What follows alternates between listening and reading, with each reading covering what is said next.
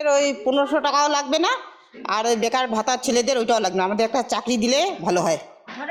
সে ঘরে স্বীকৃত আছে, ছোটো মোটো হলেও তো যেরকম যোগ্যতা সেরকম একটা চাকরি দিলে সুবিধা হয় আমাদের। খারাপ হচ্ছে, খারাপ। এরা পয়সা পেলে ছেলে মেয়েরা অন্য টাইপের হয়ে যাবে আর কি, এটা আমরা চাই না। হ্যাঁ, একটা কাজ চাকরি একটা ছোটো মোটো হোক, যেরকম যোগ্যতা সেরকম একটা চাকরি পেলে সুবিধা হয় আমাদের।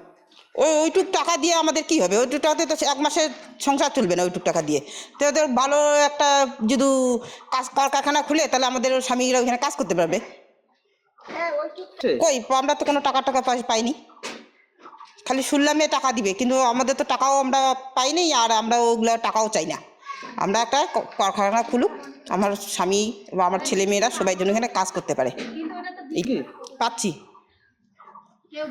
আমরা লক্ষ্মী ভাণ্ডারও চাই না। আমরা এবার চাই যে একটা বড় সড়ো জিনিস হোক, ওইটা আমরা কাজ যেন করতে পারি সবাই মিলে। ওই 1500 টাকায় আমরা কোনো কাজ কারখানায় যেন আমরা কাজ করতে পারি। একটু কম বেশি তো একটু পড়াশোনা আসি, ওইটাতেই আমরা যেন কাজ করে হাতের কাজ করে যেন খাইতে পারি।